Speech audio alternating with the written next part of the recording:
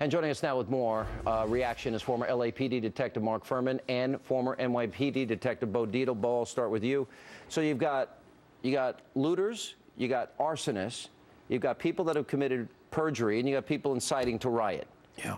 How big a mistake would it be if they don't go after every one of them? And I want to show that videotape. Every one of those kids, every one of those young people breaking into that store, I think, and we'll roll the tape, they need to be arrested.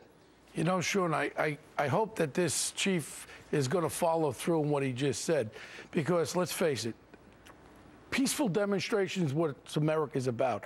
You have signs. One, you don't put a mask on. Two, you don't hide your face unless you want to do something and you don't want to get caught for it. Look at this. Look at what this they're is doing. like an Animal House over there, and these punks here with their hoodies again. Remember the hoodies?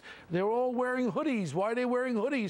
So they don't get identified. Many of them are covering their face, and that's the sad part. They may end up getting away with some of this. We had it last week in New York when they shut down the Tri-Borough Bridge. They shut down the West Side Highway. They got masks on. They threw blood on Bratton there. You know what the problem here is? Yeah. They're letting right there. them do. You see that? Yep, he set it on fire. He's now throwing accelerant, so this fire gets bigger. And now watch this woman who comes up afterwards. It out. Yeah. This woman, you know, she apparently went in there for the one reason. Let me bring Mark in here. Mark, you agree with all this? The looters, the arsonists, those people that were robbing, setting this place on fire, don't they all have to be arrested here? Well, they all have to be arrested, and they have to be investigated, and you have to squeeze them for who else was there.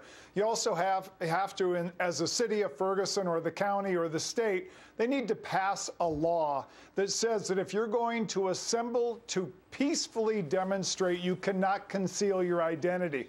This was all done in Los Angeles. They passed the Los Angeles Municipal Code. Certain things that you can't have certain sticks that are beyond a certain size. You need to do something here to rein in the bad conduct. Yeah, you know, and by the way, I think that's the woman. She's using milk and whatever other... And look at the message today, what our president does. He brings all these race baiters into the White House now, and they're just stirring this up. Those football players should be fined by the NFL. There's no reason for them to stir up things. Now, across this country, including New York City, everyone's having a reason now. This is the wrong reason. The right reason should be that 5-year-old little girl that got shot in the head on her daddy's lap. That's what they should be protesting. The violence that's occurring in our communities, our African-American communities, that's what we should be protesting. Where do you see Sharpton? How come he hasn't been in Chicago? Today was his 82nd visit, Mark, to the Obama White House. The narrative has always been racial in this case, but didn't the evidence show something entirely different?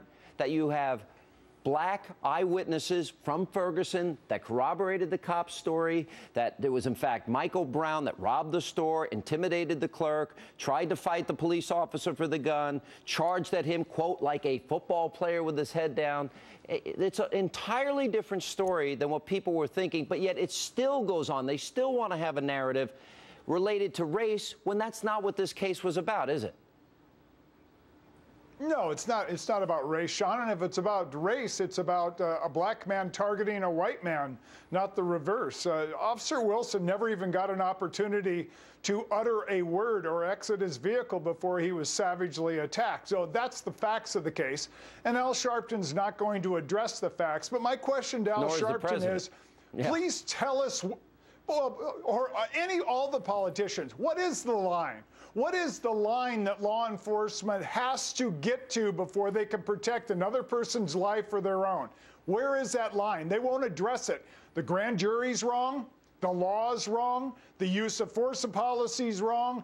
Everything is wrong except for what they want. They sound like a bunch of spoiled children that don't get their way. All right, we're going to pick it up. Both of you are coming back later in the show, I promise.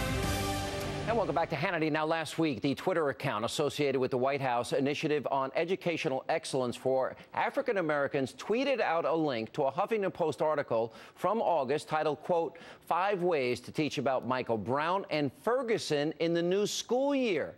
Among the suggestions is for them to, quote, create a classroom memorial.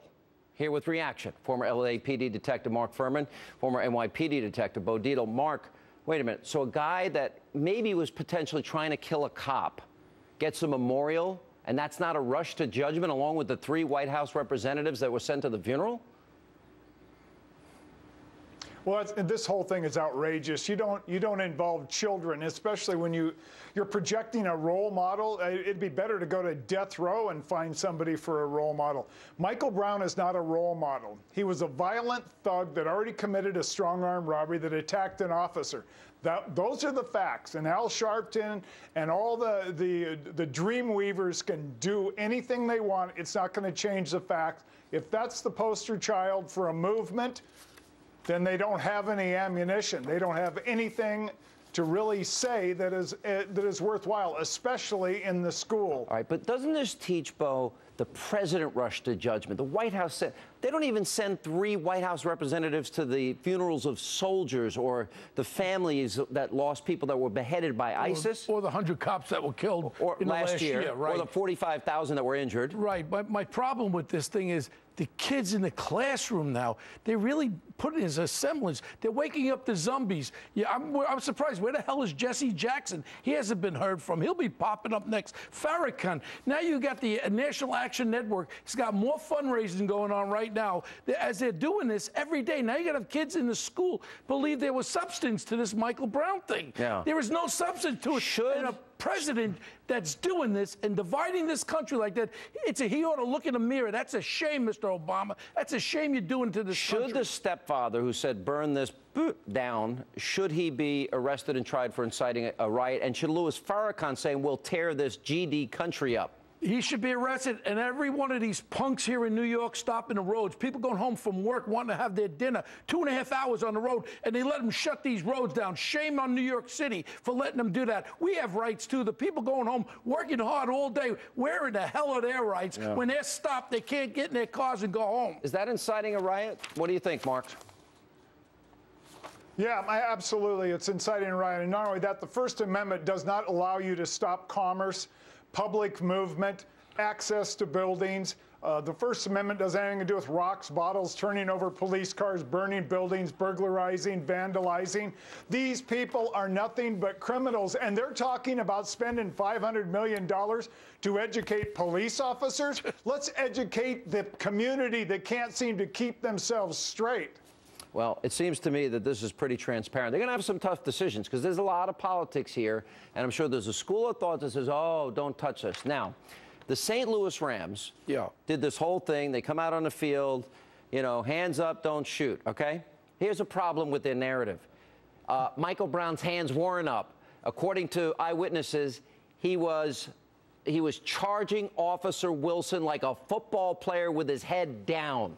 But now you have kids that are watching the football game in the stadium all around. They see this. They think there's some validity to what was said. This is a lie. Where's Roger Goodell on this? Well, now all of a sudden he should come out with the NFL and fine them. Fine them for doing that. They can't celebrate at the end zone. They fine them. Well, let's fine them for this. That's garbage. If that did happen that way, that's something else.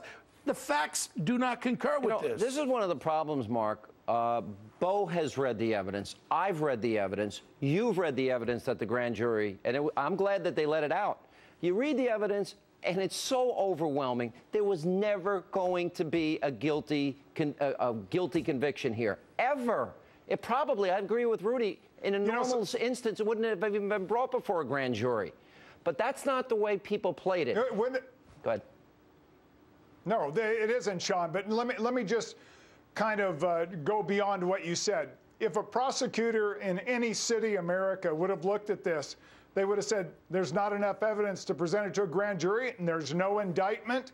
And if he did charge the officer and he went to trial, once the prosecution got done presenting their case, there would be a motion to dismiss because they have not proved the prima facie case, and it wouldn't even go to the defense case. It'd be gone. And I guarantee you that nobody from the St. Louis Rams read the evidence in this case. Because if they did, I'd have a hard time believing that anyone could come to any other conclusion except the eyewitnesses corroborating Officer Wilson's story.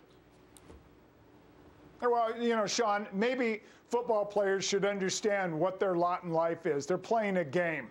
So stick with that. Leave law enforcement and the legal stuff to people that actually know what they're doing.